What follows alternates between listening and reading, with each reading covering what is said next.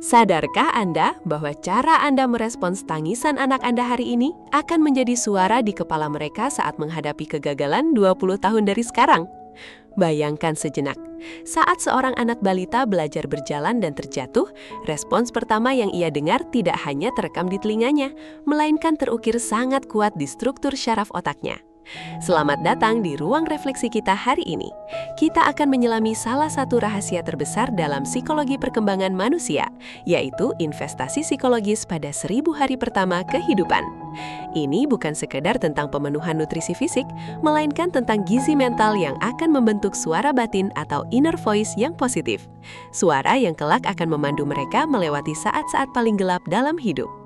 1000 hari pertama, yang dimulai sejak masa dalam kandungan hingga anak berusia 2 tahun, adalah periode emas yang sungguh tak tergantikan.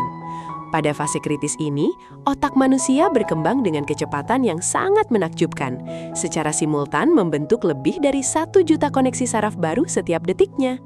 Setiap sentuhan yang menenangkan, setiap tatapan mata yang penuh cinta, dan setiap kata yang diucapkan dengan kelembutan secara harafiah bertindak sebagai arsitek yang merancang fondasi emosional di dalam otak. Secara ilmiah, respons lingkungan terhadap tangisan dan kebutuhan dasar balita akan mengaktifkan jalur saraf tertentu. Jika respons tersebut penuh dengan kasih sayang, otak memproduksi hormon oksitosin yang menciptakan rasa aman yang mendalam, menjadi fondasi bagi kepercayaan diri yang kokoh di masa dewasa kelak. Pernahkah Anda bertanya-tanya, dari mana datangnya suara di kepala kita yang terus berbicara saat kita sedang sendirian?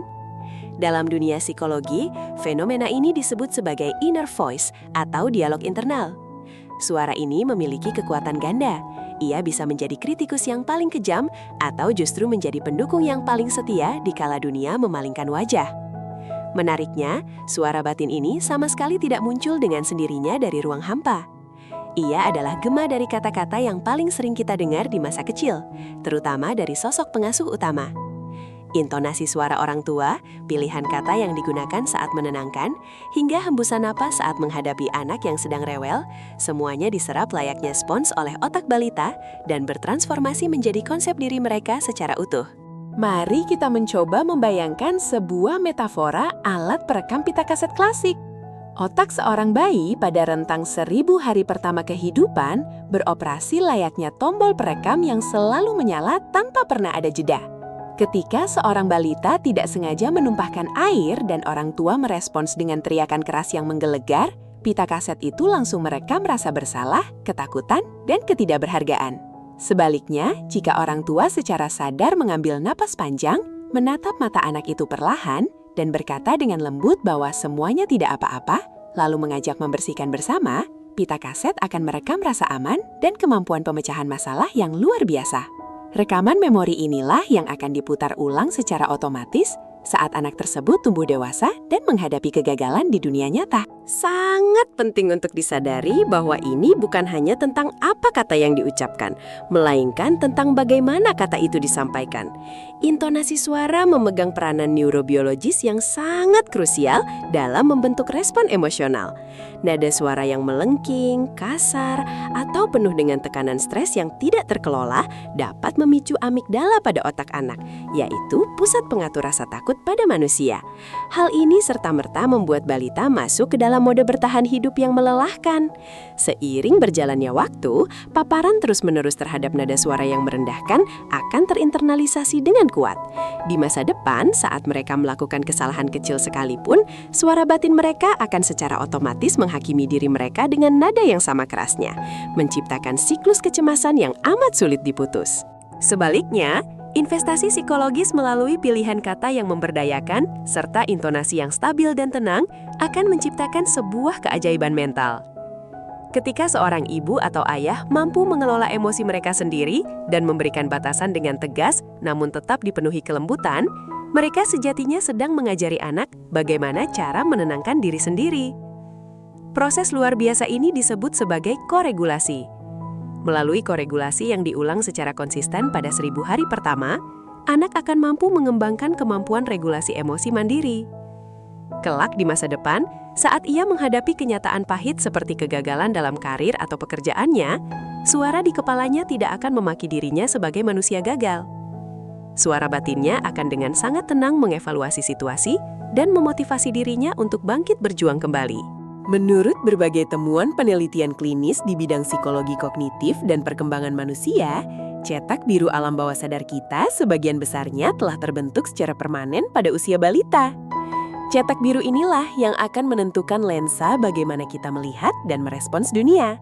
Apakah kita melihat dunia ini sebagai tempat yang sangat berbahaya, kejam, dan penuh penghakiman, atau justru sebagai tempat yang aman, mendukung, dan penuh peluang untuk terus bertumbuh? Orang tua yang dengan penuh kesadaran menanamkan cinta dan penerimaan tanpa syarat di periode emas ini sesungguhnya sedang membangun tameng psikologis yang anti peluru. Anak-anak yang dibesarkan dengan limpahan gizi mental yang kuat tidak akan pernah mudah hancur dan goyah oleh kritik tajam yang dilemparkan dari orang-orang di luar sana. Kita semua harus menyadari bahwa memberikan intonasi dan kata-kata yang selalu positif selama 1000 hari pertama bukanlah tugas yang ringan maupun mudah bagi siapapun. Begitu banyak orang tua yang di luar batas kesadarannya justru memproyeksikan luka masa kecil mereka sendiri kepada anak-anak mereka. Ketika anak menangis tanpa henti di tengah malam yang sangat melelahkan tubuh dan pikiran, sungguh amat wajar jika rasa frustrasi yang memuncak itu muncul. Namun, di titik kritis inilah letak ujian sesungguhnya dari tingkat kedewasaan emosional seorang pengasuh. Menyadari pemicu stres yang tersembunyi di dalam diri kita sendiri adalah langkah paling pertama dan paling berani yang harus diambil untuk menghentikan siklus luka antar generasi. Pengasuh wajib belajar memberikan jeda sejenak untuk menenangkan nafasnya. Dalam perjalanannya memproses dan membentuk suara batin yang tangguh untuk sang balita, orang tua pada kenyataannya seringkali dihadapkan pada panggilan batin untuk menyembuhkan luka anak kecil di dalam diri mereka sendiri. Kita mutlak tidak bisa memberikan ketenangan dan kedamaian kepada orang lain jika kita sendiri tidak memilikinya.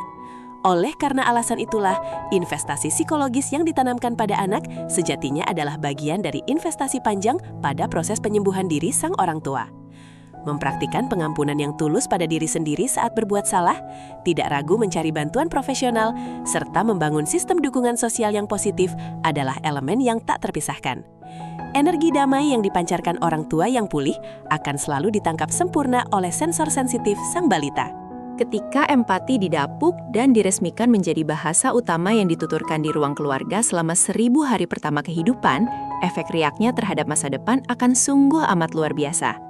Balita yang sudah terbiasa divalidasi seluruh ragam perasaannya, misalnya dengan penerimaan bahwa wajar untuk merasa sedih atau marah, otomatis akan tumbuh berproses menjadi manusia dewasa yang sangat pandai berempati terhadap orang-orang di sekitarnya.